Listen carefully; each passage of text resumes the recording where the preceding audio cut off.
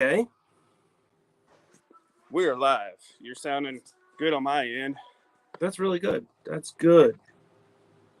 Good to know. I'm just going to throw this. I've got my computer up and running. I'm going to get onto a website real quick here. And it is. There you go. I'll just stand in the shower, Lance. He is in the shower. This is an awkward situation, but it's okay. At least I still got my clothes on. He's got really good reception, though. Yeah, it's well worth it. Yeah. You are on day what of being out of your COVID? I am 3 days out of. Yeah, 3 days out. 3 days. Okay. Yeah. Okay. I don't know if I know that there's probably not very many people in there yet, but we got 3. We got K Marie, Curry, Prepper 101. Prepper 101. Okay, and everybody else. That's awesome. What's up, y'all? We're gonna roll this out. Go ahead, Lance. Or I'm sorry. Dang it, man. No, you're fine, man. You're fine. Right. Go ahead. Interrupt all you want. It's your show.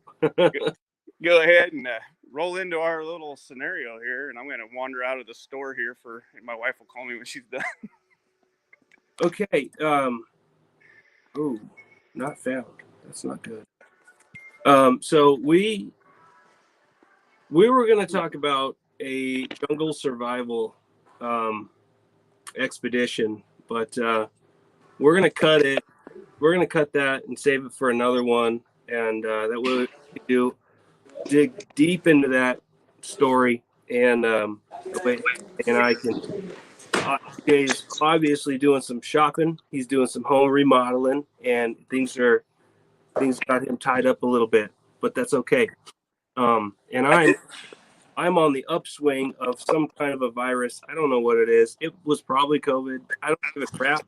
I'm kicking its butt, and I'm on the last day of COVID prison. So tomorrow I go back to work. And get your ankle bracelet off then. Yeah. I'm gonna get my nose swabbed, and I'm gonna either test negative or positive, whatever. I don't care, and just keep doing what I'm doing. So, yeah. Okay, so we're talking about this. We're gonna kind of go into a different situation where there's recently, AJ, you've experienced power outages and some strange reasons, and we have experienced some similar outages, but didn't last as long. It was only a couple hours, it looked like, but it was from this the same source, from what I gather, that it was yours was a few days ago, correct? Yes, sir. Message. Oh crap, you're out of power. And I remember the videos. I was trying to remodel the kitchen. Yeah. We had a similar situation go, and everybody thought it was a squirrel, and it wasn't a squirrel, because the high school went out and all this other stuff went out, and I have a great privilege of working very close to the line crew for this city, and the first one they said, okay, yeah, that was a squirrel, and then a few minutes later, the whole town went out, and it went out up into a point. It was like 4 or 5 city blocks on one side of Main Street, and in a grid, perfect grid, where just across the street the lights were still on, but then on another side of the street the lights were completely out. And then I was asking the guys, so I was asking why this store across the street had power, because I'm still trying to learn the grid too for them. And he was like, well, that wasn't even us. That was the power supply company for the state of Kansas. It's there's a couple, I think Evergy is one of them, and KCP&L supplies some of the local outskirts towns around here, and basically he told me that Evergy something happened and they lost power. Like Evergy lost it, and they don't know what it was. And so I was doing some research about AJ's situation, and everything I could find. The official is that they shrugged their shoulders. They don't know what it is. They don't know what happened. So it was a massive outage, and it affected 18,000 people. And then I found a few websites that shows a chart, and it's a time sensitive, like, rolling chart of who has power and who doesn't, for certain counties, and then like certain areas, and who's affected. Excuse me. And it was pretty interesting. It showed all the way up until this graph, this timeline, where everybody had power, and then all of a sudden there was a spike to 18,000 people without power, and it rolled. It just kind of plateaued right there, and it shows how long the outage was for. And there was a small dip, and it went back up, and then all of a sudden everybody was back on. So it was like a main switch. It seems like to me that controls like massive swaths of areas. That was, flipped off. It just almost seems like it was that easy just to flip a switch. That's how many 18,000 people, no lights, no power, and then all of a sudden flip it back on. So it's like testing, let's test this light switch and see if it works. And then 18,000 people out of water, out of power. Put it back on after a few minutes. See what they do. This is a theory of mine. I don't know. See how people react. See how many people get online. See how many people call in. And that gives them a real map. That gives the data that flows in after you flip a switch like that is a lot of information, and it's key information. I would think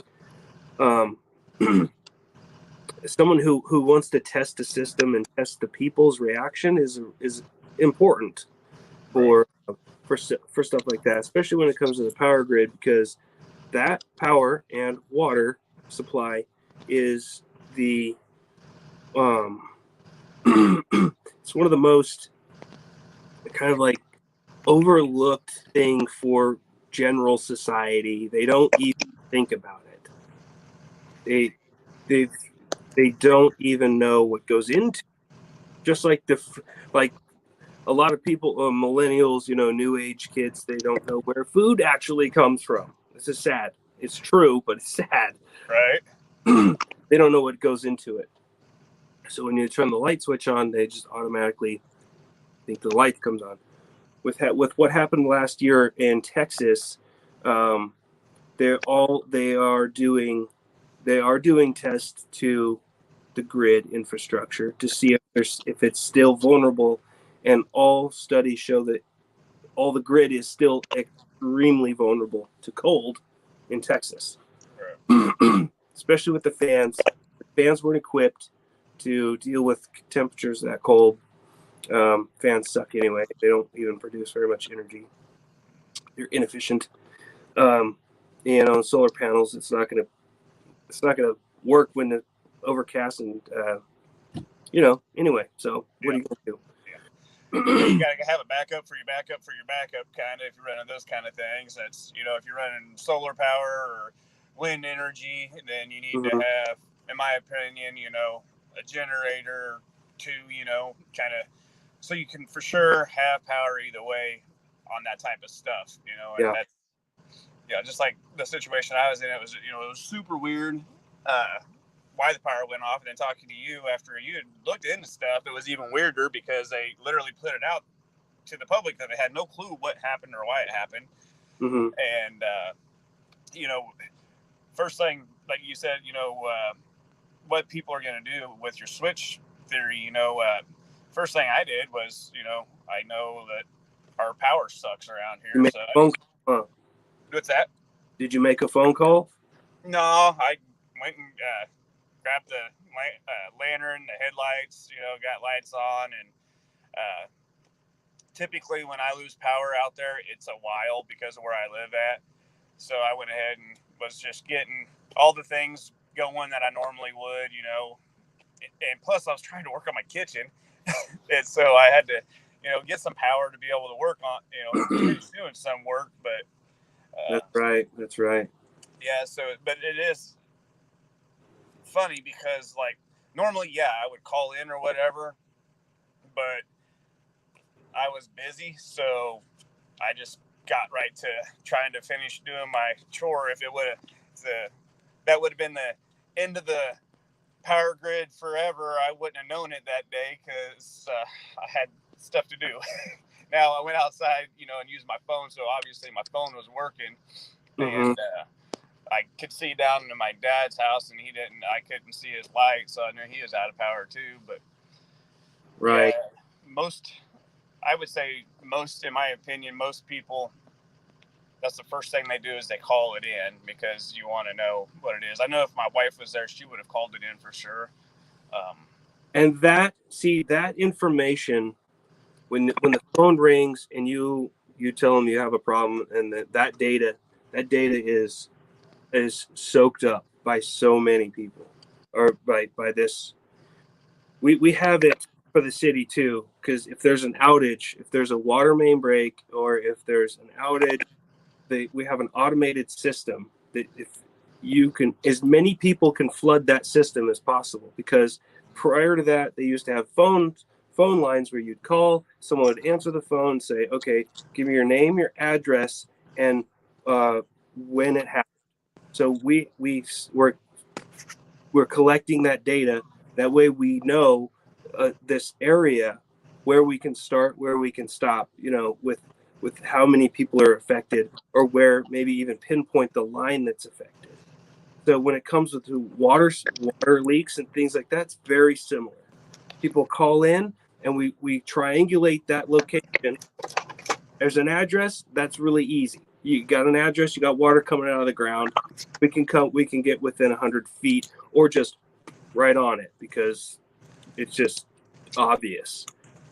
Unless the ground's frozen and the water's coming up a block away, but the water leak is, 500 yards away. And that's happened before, where we've had water coming up out of the ground. I know it's not power. Water can affect power, especially buried utilities. So, and the ground freezes, water main breaks, and then a block away on the opposite side of the street where the main isn't, there's water coming out of the ground because of path of least resistance. That's where the water is going to come out. Found its way out. I went on to a website because I wanted to do a little bit of checking in to see if we were having any kind of a solar effect, because I know that does have play a role in our grid. So now with those if it was something like that, can it just affect certain areas, or is that more okay? It absolutely can, because the geoelectric fields follow our magnetic field lines. And I want to show you guys something. I'm just going to turn my phone around here to show you my computer. Okay, this is just a computer. It's an algorithm that collects data on artificial power induction into the system. Okay, so their systems will upload all the information about power coming in and power produced, right, all over the grid. And there you'll see some flashes here where power is induced into the currents or into the power line, and that's coming from space weather. So I'm going to hit play on this, and you'll see it'll kind of flash around. You'll see where induction is higher. And on solar activity days where we're getting hit by a solar storm, you'll see bright spots light up. And then if you look in that area for power outages, you'll see that transformers will blow, or you'll hear in the news that transformers blew during those peaks. Watch. So this is today, and this is, yeah. Oh wait, no, this is 2022. This is 11. What? This is the 11th. So you can see it kind of just buzzing or humming. This is all normal. This is all perfectly normal. During, let's see if I can't find an archive. Well, if you go to this website, it's NOAA's Space Weather Prediction Center, and this particular graph is geoelectric field 1 minute empirical. This is empirical data, 3D model. Okay, and you come down here to the usage, the impact, the details, the history, the data. I mean, this is awesome, right? So you can get your empirical data, your facts, right here about what this does. So electrical power transmission right here. Okay, now this goes into the effects, right? The electrical power grid and consequently the power to your home and businesses can be disrupted by space weather. One of the great discoveries of 19th century was the realization that a time-varying magnetic field is able to produce an electric current in a conducting wire, i.e. power lines, okay? The basic idea is that the time rate of change in the magnetic flux, the lines of magnetic force, right? Okay, passing through the current loop, which is passing through a current, the current is running through the lines and it's creating magnetic field around it. Whether you like it or not, there's electricity, there's magnetism, and if there's energy coming in, it will be absorbed through that line. That's basically what that's, okay, through the current loop, it's proportional to the current that is generated around the loop, right? A slightly earlier but equally important discovery was that the current carrying the wire produces magnetic fields. The application of these principles is widely prevalent in modern society and power generators, electrical power transformers. There you go. There's that one, and electrical motors, for example. Okay, time-varying magnetic fields and electric current systems are not just artificial phenomena, but in fact are quite common in nature too. So rivers, if a river is struck by lightning, you have current flow, you have magnetic field lines. So you have also anything grounded. So anyway, this is a fantastic website. This gives you lots of information, and it's again, Space Weather Prediction Center. The electrical power transmission lines. I'm just going to come back to me because it gets super nerdy, but I like that type of stuff. Here's one of the websites which I hover around pretty much every hour. I go here, and this is how I follow the sun. And the sun is what's going to, in my opinion, affect our power grid in the next few years very significantly. Because the sun's gearing up. I don't know if you guys have been following it, but the sun is absolutely gearing up for a wild show within the next few years. Yeah, I actually seen something about that the other day. Shortly after you and I had talked about some of that solar flare stuff, I went ahead and looked onto that real quick just to kind of look at it, and yeah, it is doing some crazy stuff right now. So just as a real quick thing, I guess, as since this was a small blackout, let's pretend it was a larger blackout. What would you have done at that point in time? And then we can kind of do a quick hindsight on, what we could do if this was a larger scale blackout than just a little short-lived, couple hour session. So I got you. Like So if this happened and you click on your phone and you're like, oh shit, there's no power even in my phone right now.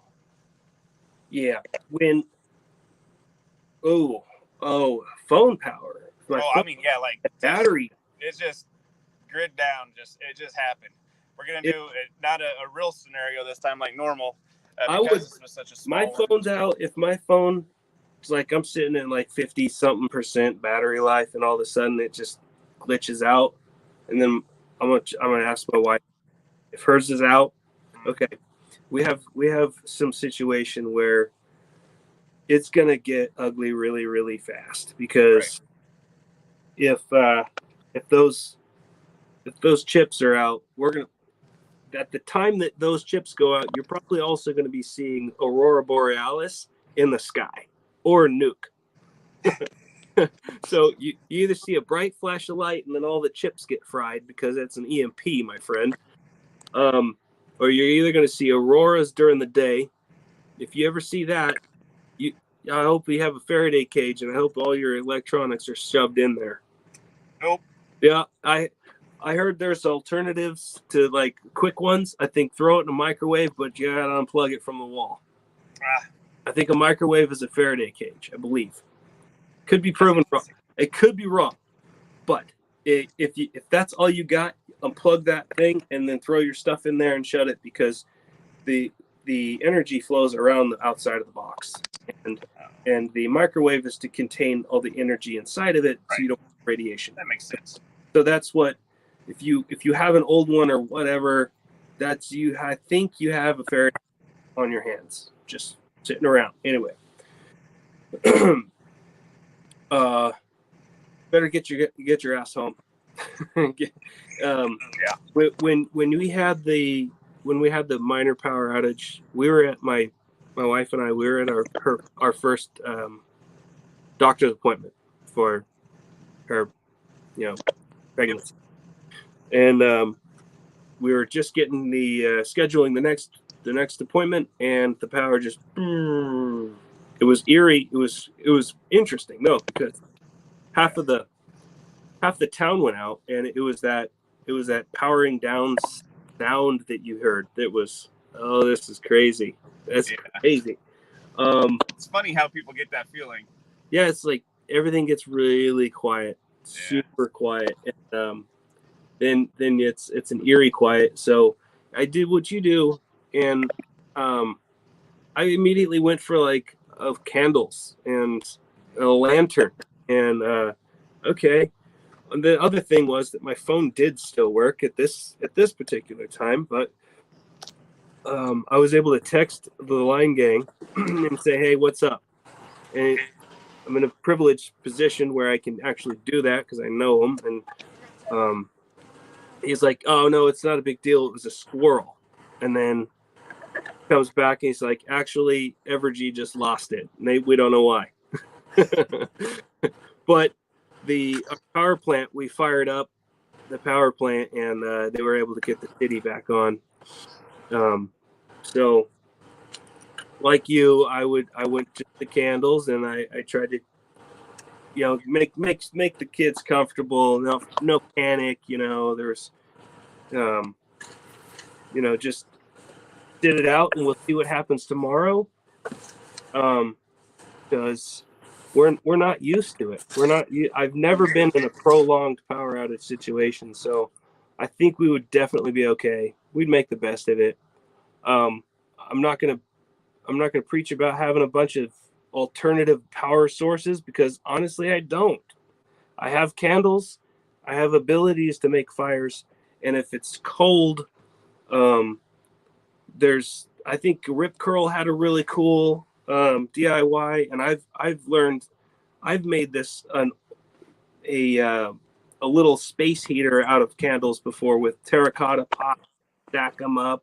You put the bricks on the sides, and you got 4 little tea light candles in there. Or you can scale it up, and you can have a room that it's isolated inside your house where the family gathers. Body gonna heat up the room, insulate the northern walls, stuff like that. So if it's a wintertime situation, power's out, we're gonna be warm. I'm gonna be we're going to be fine. And I think everybody else should kind of look into those. If you're trapped in a house, if you're stuck inside and you pass out and it's cold, build, like, if you got enough room, you could build a shelter inside of your house that is in easier insulation. Like, you pitch a tent in the house and then cover it with blankets, and then you go inside there. Right. So it's you're blocked from the wind. So the wind chill is what's going to get you anyway. And obviously you don't have your candles in your tent with you, especially if you're. Yeah, I mean, it's just like people got to use some common sense and you know get the survival mindset going. It's not too bad. And then you can dive into your stockpile of food, and then that's one of the things that we're blessed to have is an extra little bit of food for calories, because you burn a lot when you're cold. Yeah. Believe it or not, you burn a lot of calories when you're cold. So yeah, man. Heat for a power outage during the heat. Oh, that would suck. Oh, Yeah, that would be horrible. I'd go underground. I would become a mole and I would dig. Yeah, so I would dig. we run very little air conditioning for the most part.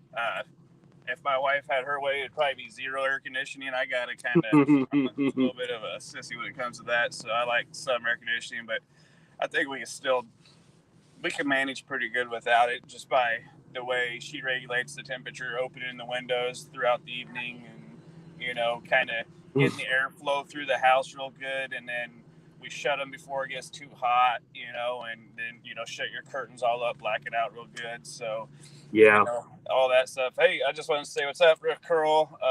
Rip Curls in the house. Hey, buddy. And let's see here. Ohio Prepper hopped in after we was going, and so yeah, this is a way different scenario than our normal ones, because this hasn't actually happened. But we can do a hindsight off of it still a little bit. Well, and it just could be a kind of an educational little view on how the power can go out, and it can be natural causes, it can be man-made causes, it can be just the infrastructure itself is depleted to where it's not good anymore. I drive around sometimes and I'm looking at the power lines, dude. You ever seen a power pole that's sitting leaning over to the side? Oh, you look up there and you got this old transformer that was probably put up there in the 40s or 50s, and it's still chunking along. But I mean, that's a time bomb. You know what I mean? Just a surge of electricity through one of those old units is gonna take that thing and detonate it, and it's only a matter of time. It's Right. It's not a perfect system. In fact, it's a terrible system. Yeah. Well, and with all this being said, this is perfect time of year to talk about this anyways. Have that little bit of stuff on hand, like Ark said, he has moving blankets that they put to wall off, just kind of get yourself, everybody on this channel is on here for a reason. So get your stuff ready, get it staged so that you know where it's at and it's easily available. So you do have all these little things and you're not, oh crap, the power went off. Now I got to look for ABC and try to find this and can't find it. And you're shuffling through everything. And, by that time your nose is already running because it's getting cold in the house or whatever. I don't know how many people have, reliable gas or wood stoves or, something that can move the heat around a little bit if we lost power, Yeah. Power is so important right now in our daily function. I mean, that's like we've learned to not be able to live without it. But I think we should kind of go back a ways, in our own ability to just to be without it and be okay without it. That's why having alternative sources, but we've just taken it for granted so much, and it really has made us soft. And so coming up with alternatives so you don't have to use power maybe as a practice run. I've heard really interesting ways on getting the family kind of oriented with it, make it a game, or just go down to the main breaker in the house and just do it a test for a day. Do your own testing. So if they're testing our grid, you test your own grid. Turn the power off, see what you guys do, see if you can handle it, even though you still have it available. I think you should do it without telling your wife. Just go out there and cut that power. Don't tell her. Well, don't tell her it was my idea, though. Honey, it's gonna be a hobo dinner today. That's a good idea. I like my own idea. So my wife's gonna get a surprise at some point. You'll wake up and ain't no power gonna be on, and be like, I don't know, man, that's weird. Hello. Well, it'd be easier. Actually, having the wife on board would be better. Just having the kids not. That way, the kids go through that experience, and the wife doesn't kill you, because she was in the middle of an important meeting at work. Yeah. Well, schedule it for a weekend. Have a good sense of humor. See, you're just testing out their sense of humor. Yeah. I like that Purple 101. Shut your power off for 72 hours. That would be interesting. I've shied away from gas generators because they're loud, and you have to keep the fuel stable. You gotta store things right. You gotta change the oils, and I get it, but I don't know. I've kind of always shied away from having that running. And I've always looked at it from worst case scenario. Nobody has power for weeks, and you're now a loud target. Yeah. I've always thought, if it's going to be like that, I'm going to be as quiet as possible. But we do have friends and family nearby that have them, and I can supply fuel, or because I have some gas cans, but I don't want one running near my place if it's down for any extended period of time. You know what I mean? When no one else has it, and you're the only one. It's got your lights on, and you're grilling outside, and you're all happy. People hate that shit. Oh yeah, most definitely. But yeah. Anyway. Yep. It was. I would like to try the 72 hours. Now that's been pointed out, I'd like to try that. It'd be interesting because I don't have my water system set up the way it needs to be yet, and that would be our biggest struggle without power. Would be the water, which we could get it out. It just isn't going to be. I'd have to run it off my generator to be able to do it properly.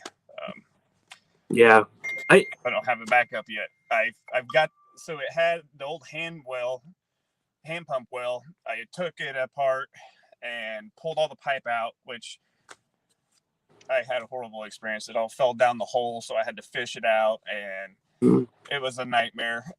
But I finally got it all out of the hole. So now I just need to rebuild something to put back down the hole to be able to get that back to a manual way of getting water out of there. So, and it's a very deep well, so it's gonna be. I can't just get one of them little. We wanted a pitcher pump because it's simple, easy, cheap, but it just won't pull the water up for us. Yeah.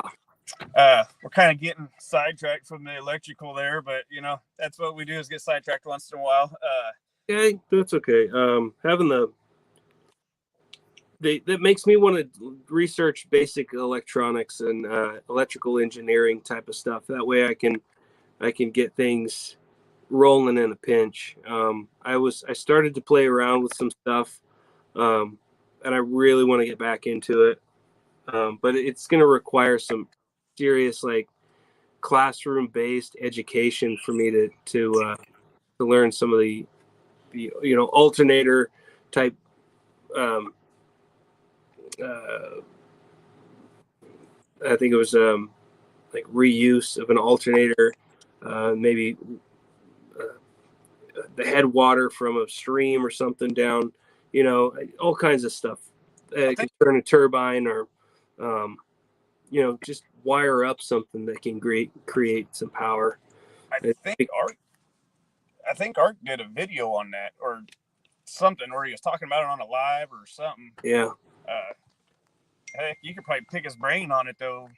He's sharp, and from what I heard, he knows that kind of stuff. So he might be hollering at sometimes. I am still in contact with a good dude down in Texas. Actually, he's one of the community guys on here. His name's Stuart. He's awesome. I've had a few good conversations with him over the phone, and he works at an alternator. I think they rebuild them. Okay, yeah. I think they do remanufactured alternators, and him and I have been kind of throwing around some ideas, and he sent me some pictures of a jig that's got the alternator sitting on it, and it'd be really cool just to play around with something like that with an old lawnmower engine where you take the blade off and you use the shaft as a freaking your drive, like MacGyvering something together, and then you can take the same alternator and apply it to a wind turbine that you build and put on top of your roof, or put in a creek with a hydroelectric turbine. I mean, it's the when you really think about it, your possibilities are endless with how to make electricity. If you just got the right parts and the right mind to be able to hook these things up together, right? Yeah, so, I think it'd be terribly interesting to try. I messed around with it a little bit, but I didn't get much of anything done on that. So, too many other projects, but hey, I am not trying to be rude to anybody. My wife's out here getting ready to yell at me to come in to eat, so we're in town, so she's hungry. I think she's crangry or hungry, angry, however you say that. She's ready to eat, man. But I do appreciate everybody stepping over to watch us, and I appreciate you getting on here. I knew you wasn't feeling real well. Thanks, man. Thanks everybody for showing up, guys. And AJ, you're doing great, man. Hopefully you get that kitchen wrapped up and have a merry post-Christmas. And a great new year. Everybody's awesome. Love everybody. So yeah, I'm gonna jump off here too, bud. Hangry. There we go. All right, Brian. Take it easy. Hangry. All right, man. Take it easy, folks. See you later, bro. Yep. Bye. Maybe. Really? Oh my God. There we go. And broadcast.